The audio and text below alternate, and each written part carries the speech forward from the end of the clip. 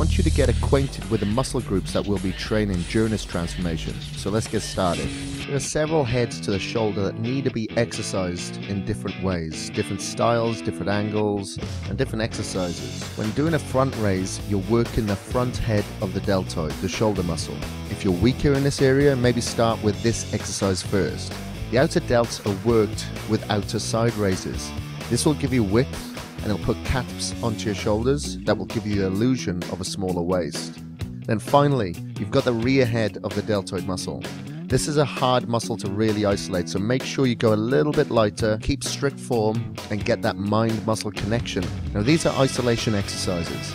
So isolation means that it's just working one particular muscle that you're trying to focus on. A compound movement is going to bring in several of those muscles. So a compound movement of the shoulder is going to be like the shoulder press. So if you're doing a straight up press, this is going to incorporate predominantly the front and outer head of the deltoid muscle.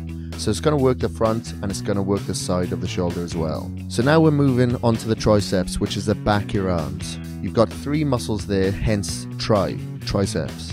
Pushing down, this is going to work the outer head of your tricep muscle.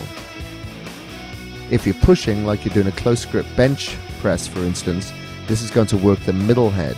So extending your arms overhead while using a rope or a dumbbell will really work the rear head to give you that outer fullness. 70% of your arm is made up from the tricep, so it's something that you should really focus on. A lot of people train their bigger muscles, they hit their biceps when in fact it's only 30% of the overall arm.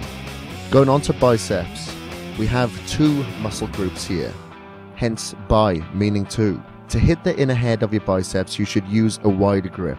To hit the outer head of your biceps, then use something like a hammer grip. And if you want to hit the overall mass of the bicep, use a neutral grip. Now on to back muscles. The back is very complex. It's got different muscle fibers running in different directions, so you have to work it from different angles. Your traps are actually part of the back muscle. So when you're working your trap muscles, you're going to be doing a shrugging movement. If you're going to be working your lat muscles, that's going to be worked predominantly on a pull down movement. That's really going to hit your lats for thickness and give you that nice V tapering. If you're going to work for thickness of the back, predominantly then you'll want to do a lot of row movements. So your bent over rows, cable pulley rows and single dumbbell rows, that's what's really going to give you the beef and thickness on your back. Now your lower back is mainly worked through two movements, and that's going to be your deadlift and your hyperextensions. Moving on to the next muscle, the chest. That's going to be mainly a fly movement or push movement that's going to work this area. To start off with the upper chest, you need to lie on a bench. This can be a flat bench or an incline bench, which you'd normally set at around 45 degrees. If you're on an incline bench and you're pushing up or doing a fly, it's going to activate your upper chest muscles. When you bring your arms down to midpoint, just above your nipples, that's going to work mainly the middle of your chest, especially when the bench is flat. And then when you start moving down onto cable crossovers or a decline bench, that's going to work the lower part of your pec muscles. So moving down to the ab muscles, a crunching movement or sit-up movement is going to mostly work your upper abs.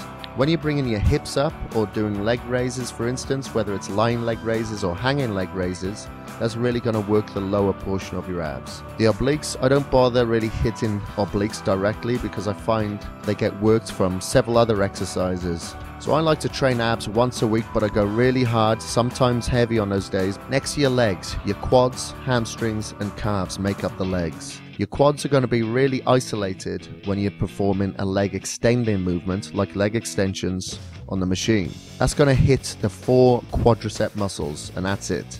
It's not going to bring in any other muscle group. So that's a great exercise to start on. It really warms up your knees and pre-fatigues your quadriceps before going into some compound movements. So a compound movement for your legs is going to be predominantly for your quads. This would include squats and leg presses. The further you have your legs up on a leg press platform is going to hit more hamstrings. So if you have it in a neutral position, it's going to really hit more of your quadricep muscles. You've also got lunges, but that works everything. It works your glutes and it works your hamstrings as well as your quads at the same time. If you want to isolate your hamstrings, you're going to be leg curling. So this is a really good movement to do if you want to isolate your hamstrings or warm them up before hitting a compound movement. So moving on down to your calf muscles.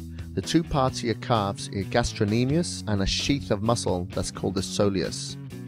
Now if you really want to target the soleus, which is going further down your ankle, that's going to be worked mainly with seated calf presses. If you want to work your gastrocnemius, which is the belly and the bulk of the calf muscle, that's a little higher up towards your knee, then you'll work that with standing calf presses. So legs, calves, hamstring, quads, I find work really well with higher repetitions.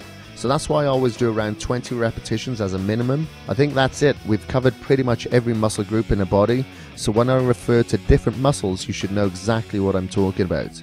And obviously, go on to bodybuilding.com and we do have an anatomy chart in there so you can refer to this. It's Sunday tomorrow, but we're not resting. So let's finish the first week strong.